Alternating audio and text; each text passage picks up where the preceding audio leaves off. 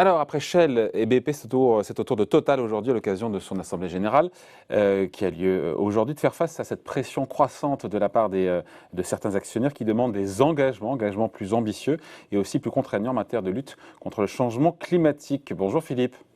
Bonjour David. Philippe Escan, donc éditorialiste au Monde. La pression, on peut dire, Philippe, la pression, elle vient de l'opinion publique, elle vient du politique et même de plus en plus d'investisseurs. C'est vrai aujourd'hui, tout ça pousse les majeures pétrolières, européennes surtout et même américaines, à revoir leur stratégie climatique. Ah oui, oui, elles sont. On peut dire que les grandes majors mondiales, donc essentiellement américaines et européennes, sont de plus en plus dans le corner. Elles ont tenté de résister, surtout les américaines d'ailleurs, par tous les moyens, aux assauts des activistes. Et puis aujourd'hui, eh bien, elles sont un peu de plus en plus obligées de rendre les armes, et notamment parce que les activistes ne sont plus uniquement soit des organisations charitables comme aux États-Unis ou des organisations environnementales de type Greenpeace et qui à brandir les bébés phoques, etc.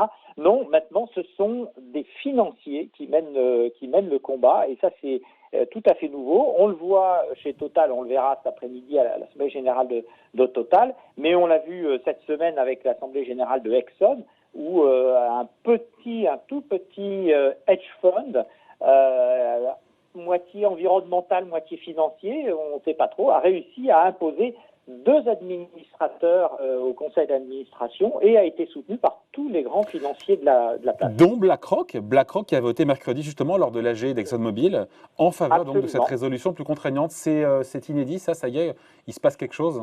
Ah oui, oui, c'est clair. BlackRock, Vanguard, À qui on a souvent reproché d'ailleurs d'avoir un double discours en disant voilà, Oui. vous êtes favorable aux résolutions, en tout cas à avoir des ambitions climatiques plus prononcées, mais vous ne votez pas en Assemblée. Ça prouve le contraire, ça justement? Ça prouve le contraire, et en fait, ils arrivent désormais avec un argument qui est de plus en plus entendu et qui a un sens sur le long terme. Ils disent, tous ces financiers, ils disent attention, vous êtes en train de détruire du capital. Ça veut dire que finalement, si on se place sur une perspective de long terme, le fait de ne pas prendre le virage de la transition énergétique, eh bien, aboutit à détruire massivement du capital. Ça se voit d'ailleurs dans les capitalisations boursières de ces grandes entreprises.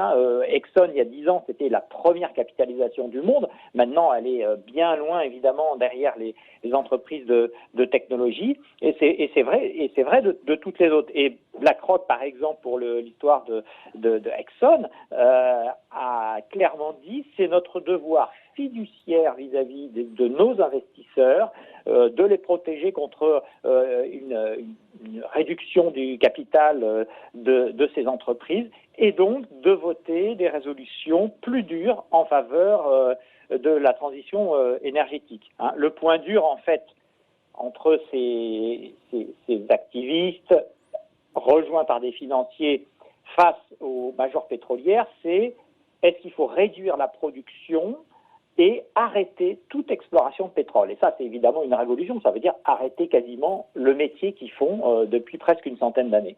C'est ce que dit d'ailleurs l'Agence internationale de l'énergie il y a quelques jours, qui a jeté ce pavé dans la mare en disant qu'il fallait oublier dès maintenant tout nouveau gisement, tout nouveau projet en tout cas, pas gisement, mais projet d'exploration pétrolière ou gazière, pour tenter justement de garder de conserver une trajectoire acceptable de réchauffement climatique. Et oui, tout à fait. L'AIE, qui est quand même un organisme très sérieux, qui a été créé au niveau de l'OCDE pour gérer les approvisionnements en énergie des pays membres, il dit maintenant arrêtez l'exploration tout de suite et pas dans 10 ans comme vous l'avez prévu. Et ça, évidemment, c'est absolument destructeur qu'un organisme aussi sérieux puisse proférer des recommandations, enfin émettre des recommandations de cet ordre, et c'est évidemment un argument très très fort, notamment pour toute la sphère financière. Ouais. On a aussi un tribunal néerlandais, là pour le coup on ne parle pas d'ExxonMobil, on parle de Shell, qui a décidé que Shell devra réduire ses émissions de CO2 de 45% d'ici 2030. On se dit, mais qu'est-ce que la justice vient faire là-dedans? C'est inédit, ça aussi, non? Oui, alors c'est exactement la même chose que pour la finance. C'est la justice qui se saisit du sujet en disant attention, c'est un risque pour les générations futures. Si on ne fait rien aujourd'hui, on pourrait nous le reprocher. C'est-à-dire c'est finalement notre devoir en tant qu'institution judiciaire de dire non, vous mettez en danger notre société en continuant sur cette politique. Et donc, nous allons vous demander de prendre des mesures plus draconiennes et en fait des mesures qui soient supposées respecter l'accord de Paris qui a quand même été signé par tous les grands pays de la planète.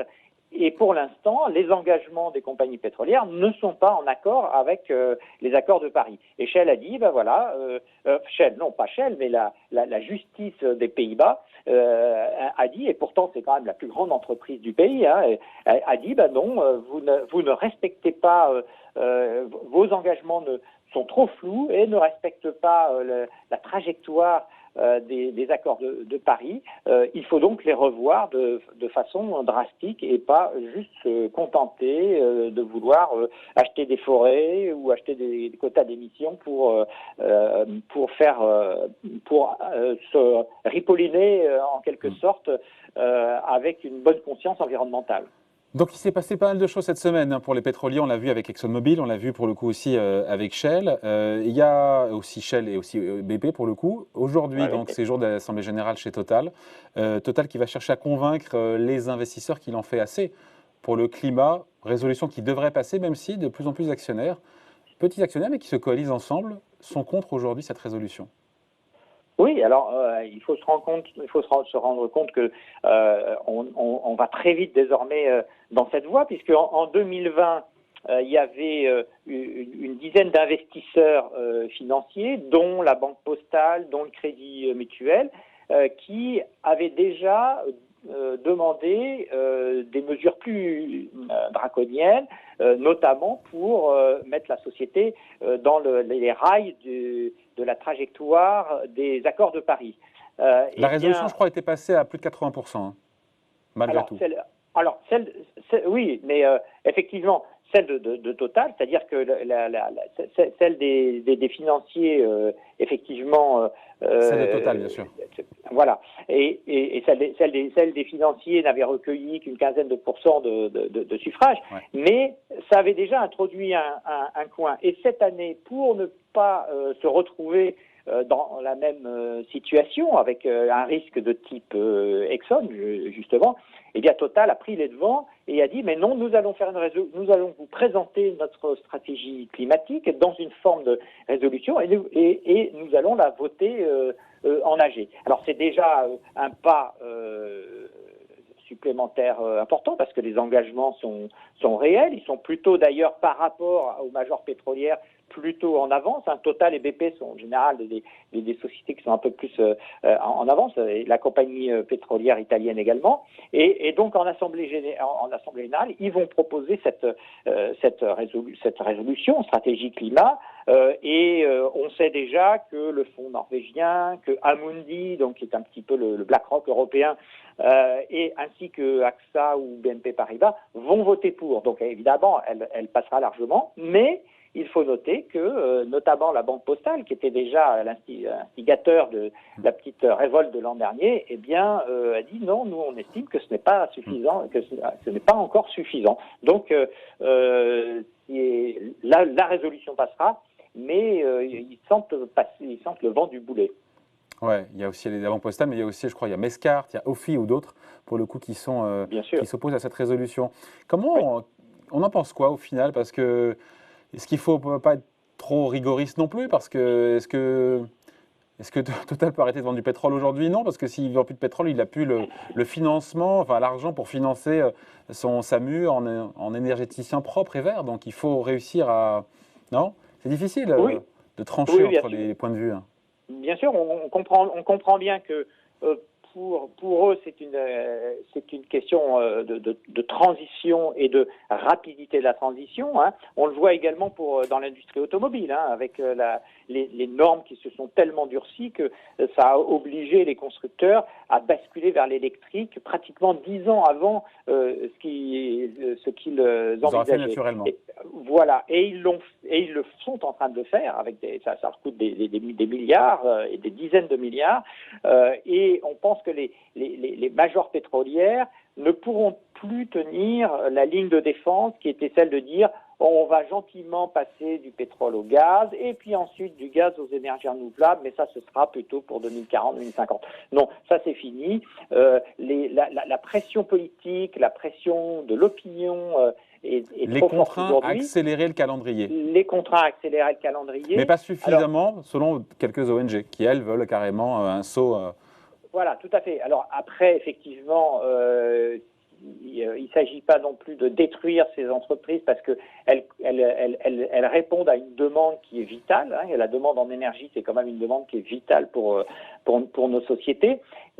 Simplement, c'est un équilibre à trouver. Et ça, c'est au pouvoir public, effectivement, de le négocier entre répondre à leurs demandes de temps, hein, finalement, ce qu'elles veulent, c'est du temps, et puis à l'exigence à la fois des populations, et puis évidemment, quand même, de l'urgence climatique. On a quand même voté, ces accords de Paris ont été acceptés par les politiques, ils ont été votés, et pour l'instant, la trajectoire des compagnies pétrolières, elles sont évidemment très importantes dans cette transition énergétique, elles ne correspondent pas. Donc c'est assez logique de les remettre dans ces rails, et elles ont quand même une quantité de cash qui est très importante.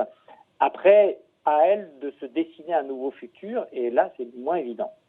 Allez, merci beaucoup. Explication et point de vue signé Philippe Escande, éditorialiste au Monde. Merci Philippe, bonne journée. Merci David. Bye.